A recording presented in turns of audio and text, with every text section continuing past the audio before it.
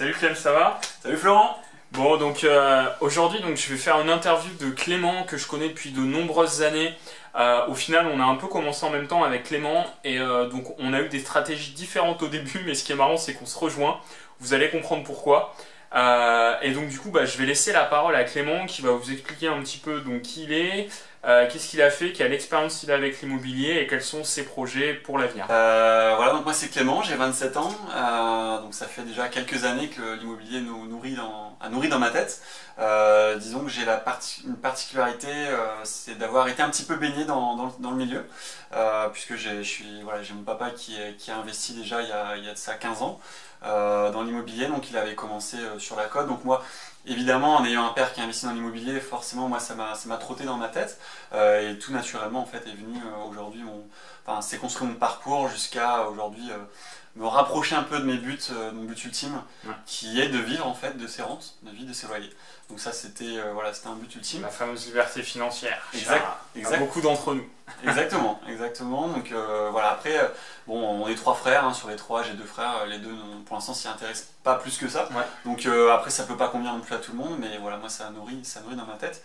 Par quoi tu as commencé du coup parce que donc du coup tu as eu je dirais le déclic grâce à ton père qui t'a un petit peu, t'es un peu tombé dedans quand tu étais petit, comme dans la potion magique, mais par contre qu'est-ce qui a fait que tu es passé de cette volonté, je dirais très jeune, à t'intéresser à l'immobilier, à passer à l'action?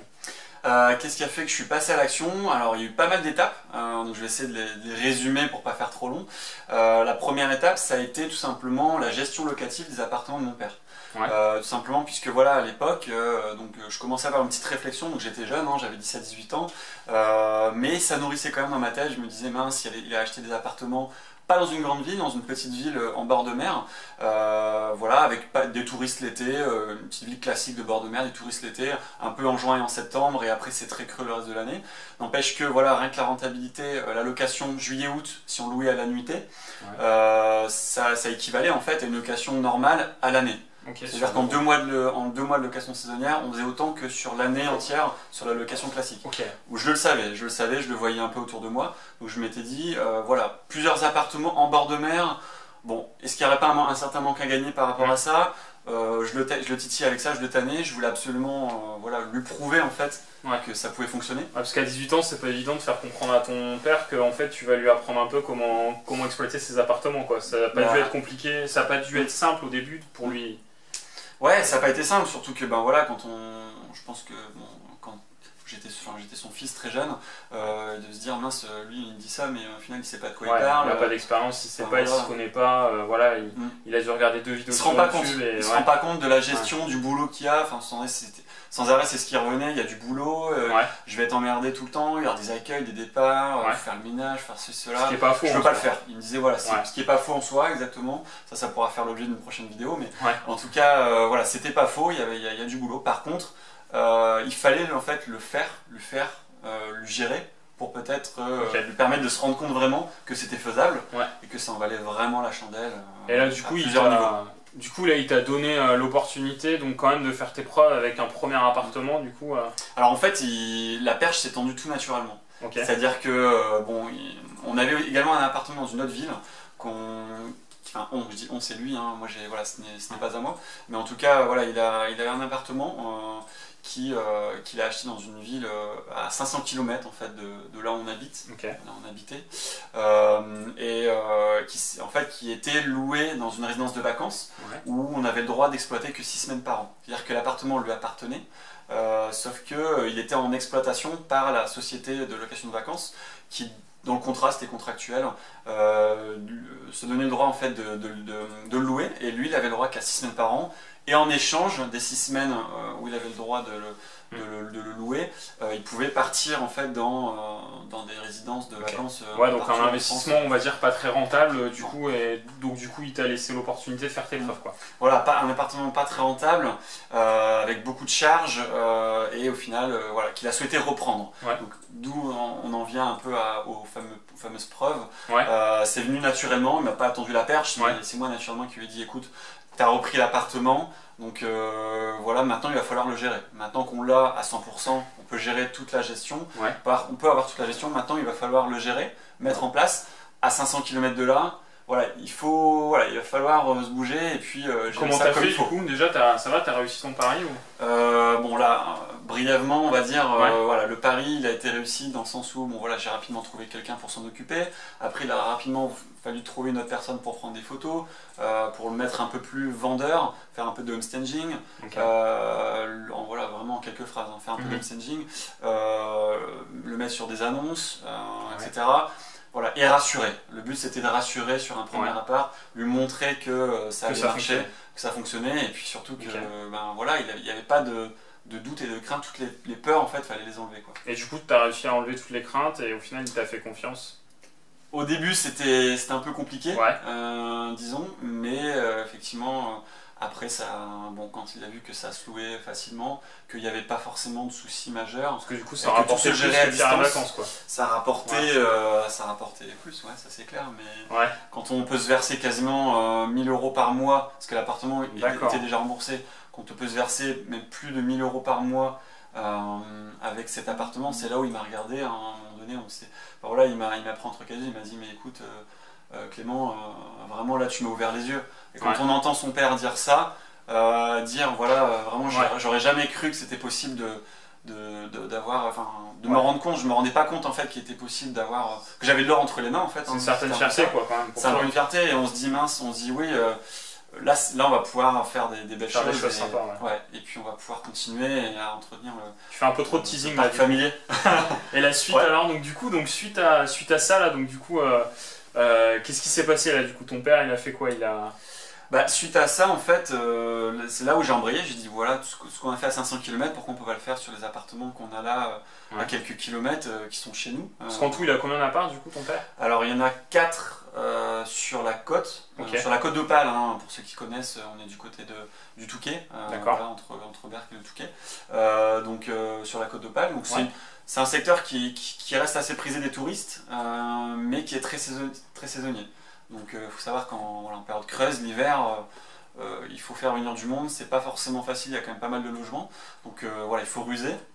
Mais voilà, comme je disais au début de la vidéo, 2 mois de location saisonnière équivaut à 1 année de location classique. Ok, ouais. On peut se permettre de tenter c'est des un choses.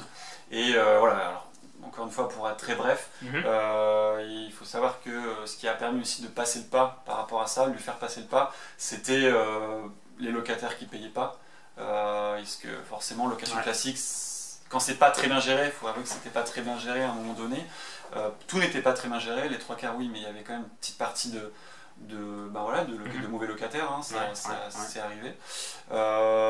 Donc du coup, voilà, on se disait mince, au final, même s'il y a des mois qu'on loue pas, ça sera toujours beaucoup mieux que voilà, nous on était vraiment les plus pessimistes. On s'est dit l'hiver ça va pas se louer, ça va être 2 nuits par mois avec de la chance. Et le gros avantage, c'est que t'es bien, en fait, tu les as tout le temps, tu les récupères quand tu veux, si t'as plus envie de les louer, tu les loues plus. Enfin voilà, je veux dire, t'as quand même une liberté que tu n'as pas quand tu loues Voilà. à l'année ou quand tu loues en nu sur 3 ans, quoi. Exactement. Moi je veux pas. Alors Ouais. le but de cette vidéo c'est pas de faire entre guillemets disons que c'est pas de survendre la location saisonnière. Après, hein, t'as tout le aussi monde tes ne pourrait pas le convictions. faire. T'as aussi tes convictions et ça marche pour toi. Donc. Voilà, moi j'ai mes convictions, Ouais. je trouve que ce qui est bien c'est que l'appartement est entretenu, il n'y a pas de dégradation ou très très peu. Voilà, l'appartement prend de la valeur puisque au final on peut derrière prouver sur une future revente que ben voilà, il y a tant de rentabilité au niveau du Ouais. logement. Mine de rien, ça peut Mhm. jouer aussi sur un achat. Et puis voilà, il est entretenu, il est beau, on essaie toujours de le rendre attractif. Donc C'est un forcément, patrimoine de qualité qui prend de la valeur. voilà, exactement. Et qui perd pas. Et puis bah, la rentabilité est là. Et voilà. Et une fois du coup que tu as fait tes armes avec les 5 appartements de ton père, ce qui est déjà Ouais. bien, qu'est-ce que tu as fait du coup? Tu t'es lancé toi-même ou tout Voilà, seul? alors moi j'ai pris la gestion locale, je voulais pas qu'il fasse la gestion, je voulais vraiment le décharger de ce boulot-là, j'ai dit c'est moi, j'assume, je le fais, je te montre, on fait ça, là, encore aujourd'hui je continue cette gestion-là. Mhm.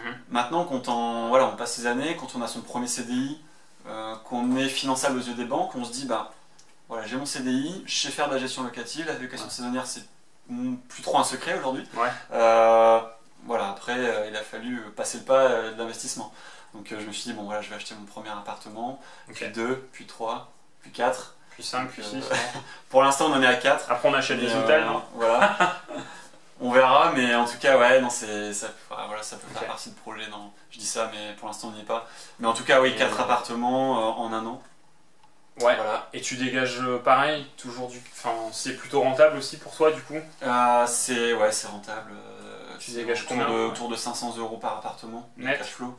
Ouais, de cash flow net sur des petits montants. Hein. On est autour Okay. voilà, on est en moyenne autour de 45 000, 50 000 € par appartement. D'accord, donc 45 000 €, 50 000 €, 500 € de cash flow net par mois.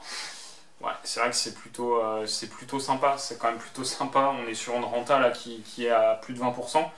Donc c'est vrai que ça fait rêver. Après, comme on disait, il y a quand même aussi de la gestion. Donc voilà, la location saisonnière, ça a vraiment de gros intérêts. Et puis, pour l'anecdote, pourquoi justement je disais au début de cette vidéo qu'avec Clément on a commencé en même temps et qu'en fait nos chemins se croisent, c'est simplement parce que donc Clément a commencé par la location saisonnière et a des ferventes convictions sur la location saisonnière. Moi j'ai commencé par l'immeuble de rapport et je suis un fervent défenseur de l'immeuble de rapport. Et au final j'ai pris mes conseils de Clément pour me lancer dans la location saisonnière, puisqu'aujourd'hui j'ai 2 appartements qui tournent en saisonnier. Et Clément du coup aujourd'hui... Une tonne perche là, une tonne voilà. perche.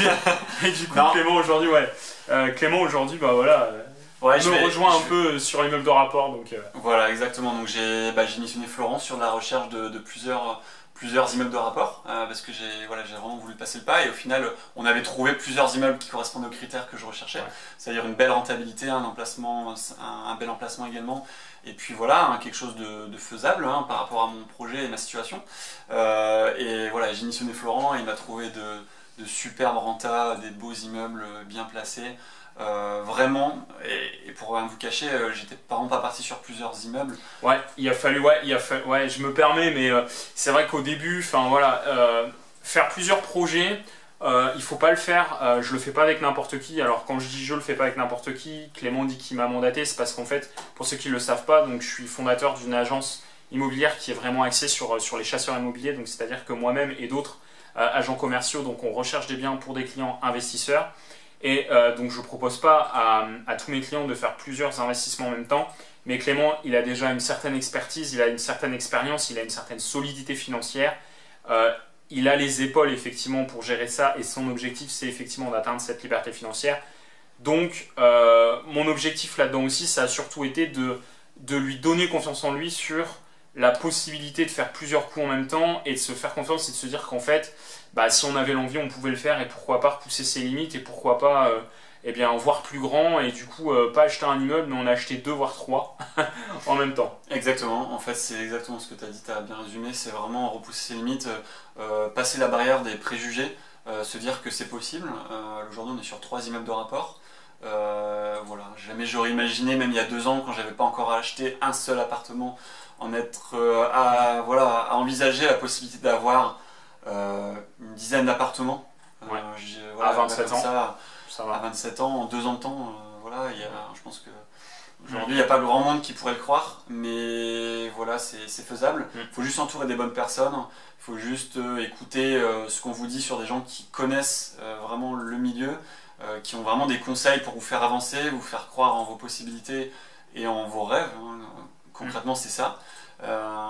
Voilà, donc aujourd'hui je pense que je peux que conseiller Florent, même si on se connaît déjà depuis quelques temps, voilà, je peux que le conseiller puisque le connaissant très bien aussi. Disons que c'est quelqu'un qui va vous faire en fait, qui va être dans le concret et qui va, par rapport à votre situation, savoir aussi s'adapter sur votre recherche, sur ce qui est faisable, ce qui est moins faisable. Voilà, il va savoir vous guider en fait. Donc ça, je sais très bien que là-dessus, je peux te faire confiance. Encore une fois, dans la chaîne, vous commencez à le voir, le but c'est vraiment pas de vous rendre du rêve. Et moi, dans ma manière de fonctionner, et les personnes qui travaillent aussi pour moi dans le cadre de l'agence, c'est vraiment de s'adapter à votre profil, à ce que vous recherchez. Et ça c'est hyper important parce qu'on n'est pas là pour mettre des gens dans la merde, parce que si la personne elle a aucune expérience, qu'elle a pas la tête sur les épaules et qu'elle me dit ouais salut je veux acheter 3 immeubles, 10 appartements d'un coup, moi il est aussi de mon devoir en tant que professionnel de tempérer la personne et de lui dire que non, moi je vais pas pouvoir répondre à sa demande. Et qu'à mon sens, c'est mieux en fait qu'ils fassent juste un appartement ou un petit projet. Après, on n'est pas là pour limiter les gens, mais à un moment donné, on a aussi un rôle effectivement de conseil et du coup, je pense que c'est important effectivement de faire attention parce que l'immobilier, on l'a dit, alors on n'a pas insisté, on pourra d'ailleurs, et je pense qu'on refera avec Clément une vidéo vraiment, je dirais, détaillée sur la location saisonnière, mais la location saisonnière, ça demande du temps. Avoir des appartements, ça demande du temps, ça demande de l'énergie, ça demande aussi d'avoir les reins solides, les épaules, parce que de toute façon, vous l'avez vu, j'ai fait une vidéo là il n'y a pas longtemps, j'arrête l'immobilier, donc c'était un peu une vidéo joke, mais pour vous dire en 48 heures toutes les merdes qui me sont tombées sur le coin du nez. Et ça, en fait, si vous n'êtes pas prêt eh bien, à avoir ce type de journée, eh bien, c'est que vous n'êtes pas prêt aujourd'hui au final à être investisseur immobilier. Donc voilà, il faut effectivement réussir à faire le juste milieu entre tout ça. Voilà. Ouais. Exactement, après s'il faudrait rebondir à ça, je pense qu'effectivement chaque situation est différente, on n'a pas tous les mêmes volontés, les mêmes envies par rapport à l'immobilier. Voilà, je pense que l'idéal c'est de commencer petit peut-être, commencer à acheter dans un appartement, se rassurer. On peut se rassurer après un appartement comme on peut être rassuré au bout de 4. Tout dépend de chacun, la vitesse à laquelle vous voulez avancer, vous voulez être plus ou moins tranquille avec disons un rythme de vie que vous avez envie de vous créer, quoi. C'est ça. Donc moi aujourd'hui, je savais pas qu'en 2 ans je pouvais le faire. Je m'étais dit, je prenais toujours large, allez, dans 5 ans, 10 ans, bon là en 2 ans je pense qu'on n'est pas très loin d'arriver au but. Si les 3 passent, on y est là quasiment. Donc faut croire en vos possibilités, mais il faut aussi vous écouter en fait. Faut vous écouter, pas forcément écouter tout le monde, tout ce que les gens peuvent dire. Si tu avais un conseil ou deux du coup à donner, bah voilà, c'est ça. Ça serait celui-là du coup. Ça serait pas écouter les gens en fait qui ne connaissent pas ce que vous faites, pas écouter les gens qui n'ont pas réussi dans l'immobilier. Pas écouter les gens pessimistes, pas écouter les gens, souvent c'est la famille au début. Le cousin de la tante du frère. C'est la famille clairement qui vous dit non, ils veulent vous protéger aussi. En fait, ça c'est vrai, ça c'est hyper important là. Ils veulent vous protéger, ça a été le cas de mon père au début, vous voyez, alors qu'il était investisseur immobilier. C'est ça. Petit chevronné autant qu'il est, mais en tout cas voilà, il connaissait quand même le milieu. Mais voilà, il voulait me protéger et au final aujourd'hui, qu'est-ce qu'il me dit? Fonce. C'est ça. Voilà, maintenant il me dit fonce. Donc il me dit vas-y, je te suis. Voilà. Je rebondirai pas là-dessus, mais j'ai vécu et je vis effectivement la même chose. Alors après, plus vous avancez, plus on vous fait confiance, plus on vous... Voilà, plus effectivement on se dit bon ça va, il sait ce qu'il fait. Mais c'est vrai qu'au début, quand vous dites, dans mon cas, j'achète un immeuble de rapport, 4 appartements, 1 an après j'en rachète un deuxième, et là voilà, c'est sûr que vos parents ils ont peur et c'est normal, et votre famille elle est là effectivement comme tu dis, pour vous protéger. Donc ouais, entourez-vous des bonnes personnes, entourez-vous de personnes qui vont vraiment vous tirer vers le haut, qui vont vous inspirer, qui vont vous motiver et qui vont faire en sorte que en fait, vous allez être dans une dynamique positive. Parce que si vous êtes entouré de gens, à chaque fois que vous êtes vraiment au taquet, que vous avez envie de faire plein de choses et que vous êtes entouré de gens qui vont vous décourager, en fait, vous ne passerez jamais à l'action. Et ça aussi, je tenais à faire un point là-dessus, c'est que quand bien même c'est bien beau, on parle toujours de rentabilité, etc. Oui, on veut du 10% brut, on veut du 15%, on veut ci, on veut ça. Ok, mais ce qu'on veut surtout, c'est passer à l'action. Parce qu'en fait, si vous cherchez le Graal, et le Graal, au final, vous allez chercher toute votre vie, mais vous ne serez jamais passé à l'action, et au final, vous n'allez jamais générer 1 euro avec vos revenus immobiliers, puisque vous n'en aurez pas. Donc voilà, ça c'est hyper important. Voilà. Et puis il y a quelque chose de très important aussi que je voulais dire, c'est par rapport à ça, peut-être pour clore cette vidéo, c'est que voilà, l'immobilier, ce ne sera pas tout beau tout rose tout le temps. C'est-à-dire qu'il y aura des périodes, des coups de moins bien, il y aura des coups de mieux. Et c'est dans les coups de moins bien qu'il ne faudra pas écouter les gens qui vous disaient ouais, si tu m'avais écouté, voilà, je te l'avais dit, ça sera des galères, ça sera des fuites, tes locataires qui s'appellent en pleine nuit, ça sera des soucis divers et variés, il peut tout se passer dans l'immobilier, une toiture qui s'effondre, voilà, ça m'est arrivé, non je rigole, ça m'est pas arrivé, mais, non mais voilà, ça peut être, il peut y avoir plein de soucis, voilà, le tout c'est de tout anticiper au mieux. Le mieux c'est quand vous anticipez les choses, quand vous êtes prêt à ça, vous professionnalisez en fait. Vous professionnalisez, vous pouvez gérer toute situation, tout est gérable, même à distance, voilà, on peut tout gérer. Faut savoir que voilà, on ne gagne pas d'argent comme ça sans rien faire, donc il y a quand même un minimum de boulot et puis de sacrifices à faire. Donc voilà, ça il faut le savoir. Mais bon, il faut savoir se faire entourer aussi pour gérer ça d'une main de maître. Okay. Bon, en tout cas, j'espère que du coup ce témoignage, ce retour d'expérience de Clément vous aura plu. Si vous avez des questions sur tout ce qu'on vient de dire, n'hésitez pas donc à nous poser vos questions en commentaire, on y répondra, que ce soit Clément ou moi, sans aucun souci. Je pense qu'on reverra Clément donc, dans la chaîne, justement, notamment pour parler aussi de location saisonnière. Donc si vous avez des questions, posez-les en dessous de cette vidéo. 2 petites choses également, j'ai écrit un livre numérique de plus de 60 pages. Si vous ne l'avez toujours pas téléchargé, je vous invite à le faire. En fait, c'est gratuit. C'est juste en dessous de cette vidéo. Et si vous n'êtes toujours pas abonné, eh bien, à la chaîne YouTube, n'hésitez pas à le faire, comme ça vous serez informé dans les premiers lorsque je publierai une nouvelle vidéo. Et comme vous le voyez, j'en publie régulièrement, donc ça serait dommage de passer à côté. Donc je vous souhaite une bonne journée et je vous dis à bientôt pour de nouvelles vidéos.